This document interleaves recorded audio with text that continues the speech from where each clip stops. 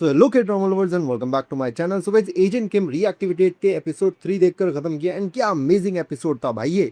And sorry मैं इसके पहले के 2 एपिसोड कवर नहीं कर पाया, बट अब से हर वीक इसके एपिसोड के ब्रेकडाउन तुम्हें मिलते रहेंगे, तो चैनल को सब्सक्राइब जरूर से कर देना।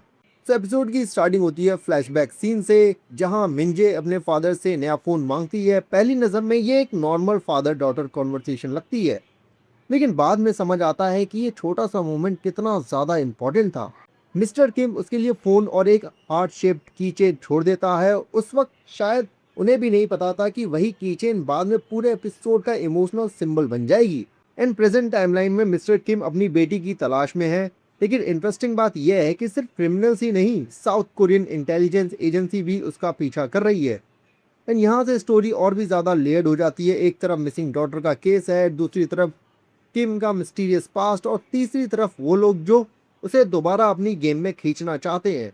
एंड मुझे पर्सनली इंटेलिजेंस एजेंसी वाले सीन्स काफ़ी ज़्यादा इंटरेस्टिंग लगे, सिर्फ इसलिए नहीं क्योंकि उन्होंने किम को ट्रैक करने की कोशिश की, बल्कि इसलिए क्योंकि मेकर्स हमें बार बार याद दिलाते हैं कि ये बंदा, ये आदमी कोई नॉर्मल फादर नहीं है। वो जितना शांत दिखता है उतना ही डेंजरस भी है।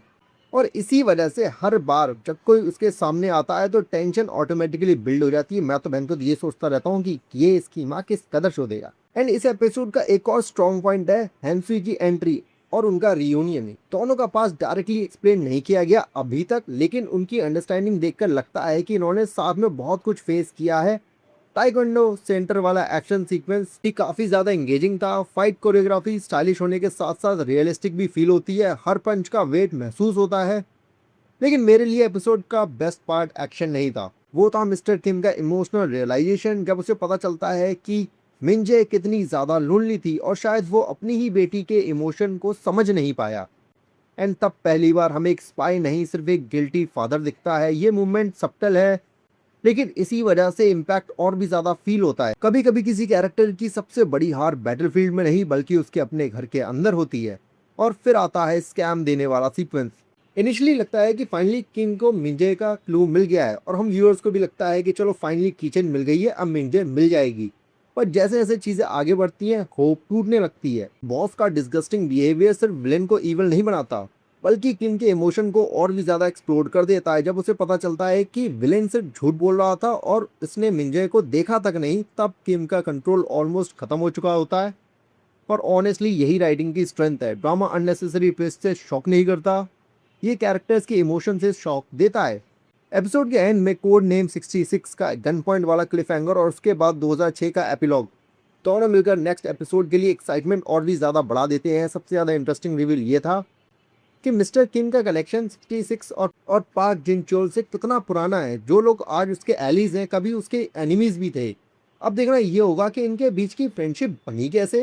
एंड अगर परफॉर्मेंस की बात करूं तो मिस्टर किम का कैरेक्टर हर एपिसोड के साथ और भी ज़्यादा स्ट्रॉन्ग होता जा रहा है। डायलॉग कम है, लेकिन एक्सप्रेशन सब कुछ बोल देते हैं। एंड हैंसू भी काफ़ी ज़्यादा इंप्रेसिव लगा, और इंटेलिजेंस एजेंसी वाले कैरेक्टर स्टोरी में और भी ज़्यादा अर्जेंसी लेकर आते हैं। हाँ, एक वीकनेस ज़रूर लगी, एपिसोड में काफ़ी सारे ग्रुप्स और कैरेक्टर एक साथ मूव कर रहे हैं, जिसकी वजह से कुछ व्यूअर्स को इनिशियली थोड़ा कंफ्यूजन हो सकता है। अगर पेसिंग थोड़ी बैलेंस्ड होती तो और भी ज़्यादा मज़ा आता। तो ओवरऑल मेरे लिए एपिसोड 3 ने प्रूव कर दिया कि एजेंट किम रीएक्टिवेटेड सिर्फ एक स्पाई थ्रिलर नहीं है, ये एक फादर का रिडेम्पशन स्टोरी बन रही है। और हर एपिसोड के साथ मिस्ट्री डीपन हो रही है, रिलेशनशिप और भी ज़्यादा कॉम्प्लिकेटेड हो रहे हैं, और सबसे बड़ी बात, ऑडियंस को आंसर से ज़्यादा क्वेश्चन मिल रहे हैं। और शायद इसी वजह से ये ड्रामा इतना ज़्यादा एडिक्टिव फील होता है। सो गाइस, ओवरऑल मुझे ये एपिसोड काफ़ी ज़्यादा पसंद आया। बाकी तुम लोगों को क्या लगता है इस एपिसोड के बारे में, मुझे कमेंट्स में ज़रूर बताना।